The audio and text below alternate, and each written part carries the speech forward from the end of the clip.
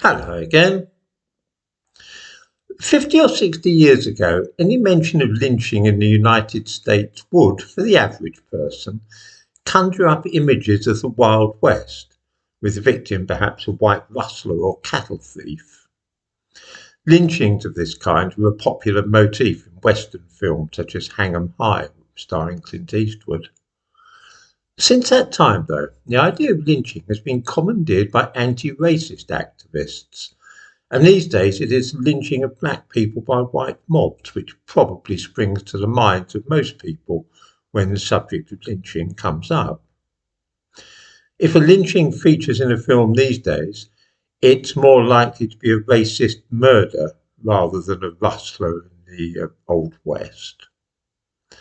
The film Till, which was popular in the United States last year, is about the lynching of the black youth called Emmett Till. This change of focus so that we automatically think of black people being hanged when the subject of lynching comes up is a deliberate piece of agitprop. We are shown these awful instances of black people being lynched to show what it was like in the bad old days. The hint is that this is the kind of thing liable to happen again unless we all sign up to the anti-racist agenda. Just think of George Floyd.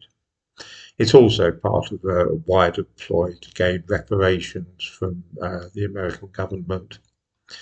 The old photographs which most people have seen of lynchings certainly tend to show black men dangling from a tree, but this is very misleading, and I shall explain why. Both the victims of lynching and those carrying out the lynchings in America tended to reflect the ethnicity of the population. So in the state of Montana, between 1882 and 1968, 82 white men were lynched, but only 2 black people. This was simply because there were few black people in Montana. In Nebraska, during the same period, 52 white men were lynched, but just 5 black men. Moving south, though, the picture changes. In Kansas, 35 white men were lynched and 19 black ones. But once you get as far south as Florida, the picture is dramatically different. Between 1882 and 1968, just 25 white men were victims of lynching in that state, as opposed to 257 black ones. This isn't the whole story, though. Something which is seldom mentioned is that the majority of lynchings in most areas were carried out by crowds of the same ethnicity as the person being lynched. Certainly there were white crowds which lynched black men, but there were also crowds of black men who lynched white men. The list of black people who were lynched that one sees brandished about from time to time are therefore not at all convincing as evidence of racist crimes.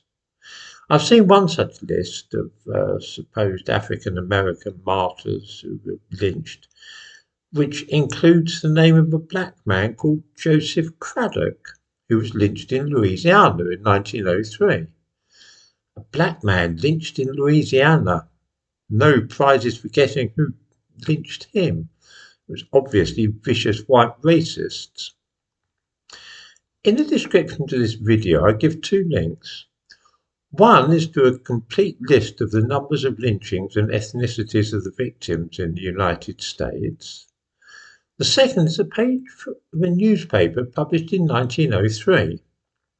If you look down the left-hand side, you will see a headline which reads, "Negro Lynched." The story tells of a black man who killed 2 black people. He was captured by a posse of white men, but a large crowd of between 250 and 300 black people then took possession of the prisoner, and it was they who hanged him from a tree, burning the body afterwards. The report in the newspaper expresses no surprise at this event, so it was obviously not out of the ordinary.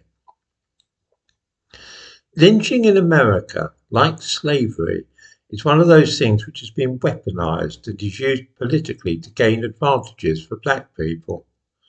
The reparations which are currently being demanded by black people in the United States are primarily for being enslaved, But the history of lynching is also exploited to illustrate what a terrible deal black people have had even after the abolition of slavery.